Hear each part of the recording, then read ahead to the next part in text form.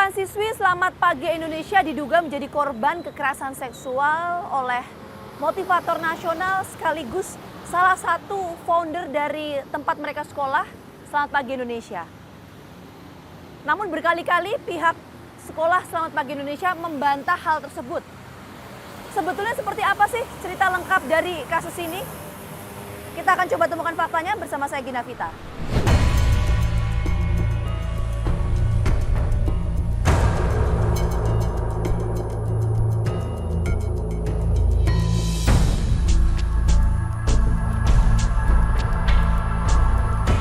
Jagat dunia pendidikan kembali terguncang. Kali ini ikut menyeret seorang motivator nasional, Juwanto Eka Putra alias JE. Pria yang juga dikenal sebagai pebisnis sukses ini dilaporkan telah melakukan kasus pelecehan seksual terhadap siswi sekolah menengah atas Selamat Pagi Indonesia yang didirikan oleh sang motivator di Kota Batu, Jawa Timur sejak tahun 2007. Proses perjalanan kasus ini sendiri melalui rute yang cukup panjang. Berawal dari laporan seorang siswi bernama Mawar, sebuah nama yang sengaja kami samarkan ke Kepolisian Daerah Jawa Timur pada 29 Mei 2021. Kala itu, Mawar didampingi oleh Komisi Nasional Perlindungan Anak atau Komnas PA. Pengelola sekolah Selamat Pagi Indonesia sendiri membantah adanya kasus tersebut di lingkungan pendidikannya. Apalagi JE yang merupakan pendiri sekolah ini dikenal sebagai sosok yang mengayomi dan menjadi salah satu donatur bagi yayasan pendidikan yang diperuntukkan bagi anak yatim piatu maupun dari keluarga yang tidak mampu tersebut. Meski demikian, pada Agustus 2021, JE ditetapkan sebagai tersangka. Kasusnya mulai disidangkan di Februari 2022. Awalnya, aparat tidak melakukan penahanan terhadap JE. Nah, hal ini sempat mendapat respon negatif dari masyarakat.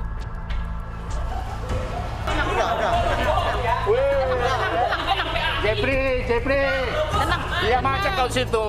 Tenang. Hadapi aja tuntutan, tahu? Jangan panik. Tenang. Tekanan kepada SMU Selamat Pagi pun bertambah. 3 hal yang harus saya sampaikan. Yang pertama adalah eksploitasi anak. Yang kedua adalah eksploitasi ekonomi. Yang ketiga adalah kejahatan dan kekerasan, baik itu psikis maupun verbal. Tidak berhenti sampai di titik ini, pelapor yang menjadi korban pelecehan seksual memberanikan diri untuk muncul ke publik. Kasus ini makin mendapat perhatian masyarakat. Perang opini di media sosial terjadi. Pihak pengelola SMA Selamat Pagi Indonesia membantah semua tuduhan tersebut. Hingga akhirnya Senin 11 Juli 2022, setelah melalui 19 kali proses persidangan, pengadilan mengeluarkan perintah resmi penahanan terhadap JE. Motivator nasional itu pun dijemput aparat dan dimasukkan ke lapas Lowokwaru Malang.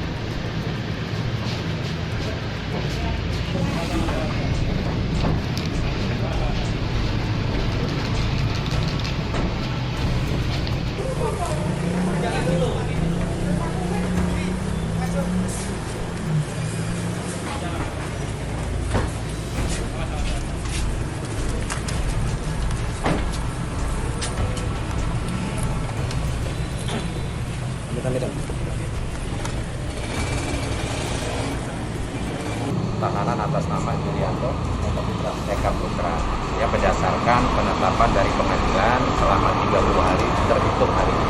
Tentunya kalau sel tidak ada perbedaan, tapi pengawasannya mungkin yang lebih karena ada kerajinan. Pelecehan seksual terhadap anak didik di sekolah berbasis asrama ini menyeret perhatian tim Fakta. Apalagi rumor dari yang beredar, jumlah korban mencapai puluhan orang dan peristiwa ini sudah berlangsung sejak tahun 2019. Tim Fakta berupaya mendapatkan penjelasan dari korban. Namun upaya ini tidak mudah, sebab sejak kemunculannya di media sosial, korban merasa khawatir akan keselamatannya dan berada di safety house. Hingga akhirnya, untuk menjaga keselamatan korban, tim Fakta menyambangi korban lewat wawancara jarak jauh. Ada 2 orang perempuan yang mengaku telah menjadi korban pelecehan seksual JE, meski yang melakukan pelaporan di kepolisian hanya 1 orang. Pemirsa, pada kesempatan kali ini kita akan coba dengarkan cerita utuh atau cerita lengkap ya dari korban kasus kekerasan seksual yang diduga dilakukan oleh Julianto Eka. Nah, kita akan langsung coba ngobrol ini dengan dua orang narasumber saya. Saya sapa dulu, ada Mbak Melati. Mbak Mawar, apa kabar? Salam sehat, Mbak. Ya, selamat sore. Semoga sehat selalu ya, Mbak. Sehat. Saya pengen tahu dulu nih, Mbak Mawar, Mbak Melati ini satu angkatan, Mbak, atau gimana? Iya, kita beda angkatan. Jadi saya angkatan kedua, kemudian yang Melati angkatan ketiga gitu. Jadi Melati adik kelas saya. Oke. Kalau Mbak Mawar ini masuk di SPI? Tahun 2008. Oke, berarti kalau Mbak Melati di tahun 2009 ya, Mbak? Benar, saya 2009. Oke, jadi selisih 1 tahun ya. Oke, saya mau ke Mbak Mawar dulu deh. Mbak Mawar ini mengenal JE itu sebagai apa sih, Mbak, di SPI, Mbak? Ya, saya mengenal JE di SPI itu sebagai pemilik dari sekolah Selamat Pagi Indonesia dan juga foundernya. Bahkan JE ini juga sebagai mentor dari kami dan pendidik dari sekolah itu. Oke, jadi sering ketemu tuh ya, Mbak ya? Iya, sangat sering sekali. Oh, sangat sering sekali ya. Setiap hari tuh, Mbak? Hampir setiap hari. Hampir setiap hari, oke. Mbak Mawar, Mbak Melati, begini, yang ingin saya tanyakan juga, kalau boleh Mbak Mawar, Mbak Melati juga berbagi cerita ke kami, Mbak. Informasi yang beredar luas dan juga proses persidangan ini kan menyatakan bahwa Mbak Mawar, Mbak Melati ini salah satu korban yang mengalami kasus kekerasan seksual. Itu betul, Mbak? Betul, itu betul banget. Gimana itu ceritanya, Mbak Mawar? Ya, kalau dari saya sejak kelas 2 SMA di tahun 2009 saya sudah dapat pelecehan ataupun kejahatan seksual yang saya alami sendiri gitu sejak saya masih sekolah oleh si JE ini. Oke, itu berapa lama, Mbak, kejadian yang Mbak Mawar alami, Mbak? Dari tahun 2009 sampai di 2018. 2009 sampai 2018, itu berapa kali, Mbak Mawar mendapatkan perlakuan seperti itu? 15 kali. 15 kali? Iya. Itu kejadian di mana, Mbak? Di sekolah atau? Itu kejadiannya adalah di sekolah. Jadi sekolah itu tuh areanya sangat luas sekali. Mulai dari sekolah, di dalam gedungnya juga, di kamarnya JE. Kemudian ada di lingkungan sekitar sekolah juga. Oke, Mbak, sebentar, itu di dalam sekolah, di kamar JE, ada ruangan khusus gitu atau gimana sih, Mbak, ceritanya, Mbak?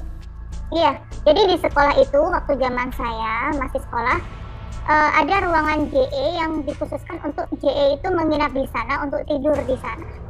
Nah, jadi itu namanya kita sebut dulu adalah kantor kampung KID. Oke, itu di lantai berapa itu, Mbak? Itu di lantai 1. Lantai 1. Oh, di lantai 1. Oke. Nah, Mbak Mawar tuh bisa sampai pada akhirnya masuk ke ruangan khusus dari JE itu gimana ceritanya, Mbak? Ya, jadi ada beberapa macam cara yang JE lakukan ke saya itu, mulai dari manggil langsung, kemudian meminta orang memanggilkan ke saya gitu, atau juga kadang JE itu langsung menelpon, kemudian ada kayak ngechat gitu juga. Tapi yang paling sering adalah memanggil secara langsung. Oke, memanggil itu untuk keperluan apa, Mbak? Biasanya memanggil itu untuk ngobrol, terus kemudian biasanya dia bilang kalau mau masih tahu sesuatu gitu, ada materi yang dia mau sampaikan, kemudian lebih banyak ke arah saya dimotivasi seperti itu. Oke, itu manggilnya di waktu jam berapa tuh, Mbak, biasanya? Pagi, siang, malam, atau nggak tentu waktunya? Lebih banyaknya malam. Jam berapa itu malam tuh, Mbak? Jam 12, jam 1, jam 2 gitu. Oke, jam segitu. Itu yang disampaikan ya, ingin apa, biasanya untuk memotivasi dan lain-lain gitu ya, Mbak ya? Iya, karena memang kita itu di sana seringkali meeting sampai larut malam gitu. Jadi kita meeting sampai jam 11, sampai jam 12.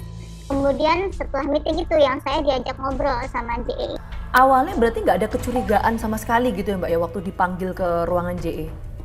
Iya, awalnya nggak ada. Bahkan sebenarnya waktu awal-awal kami masih sekolah, itu dipanggil JE itu adalah sebuah kebanggaan. Karena JE ini kan merupakan seorang mentor. Jadi, dan kita tahu bahwa si JE ini adalah motivator yang luar biasa sekali. Nah, orang sukses lah seperti itu. Jadi, teman-teman saya pun juga kalau dipanggil JE sebenarnya mereka bangga. Tapi kan kita nggak ada yang pernah tahu apa aja yang dialami di situ. Gitu. Ketika sudah sampai ke kamar JE, itu apa yang waktu itu terjadi di sana, Mbak? Ya, jadi garis besarnya adalah saya waktu dipanggil sama JE dan saya dilecehkan di beberapa tempat itu, ya JE mulai dari awalnya memotivasi saya, kemudian dia menanyakan tentang keluarga saya gitu, terus kemudian dia kayak ngomong bahwa oh kamu itu punya potensi yang luar biasa kayak gitu, saya pengen jadiin kamu seperti orang sukses. Nah sampai suatu ketika langsung saya dicium kening, dicium pipi, dan itu membuat saya sangat shock seperti itu, Pak. Dan itu sudah sampai ke 15 kali gitu.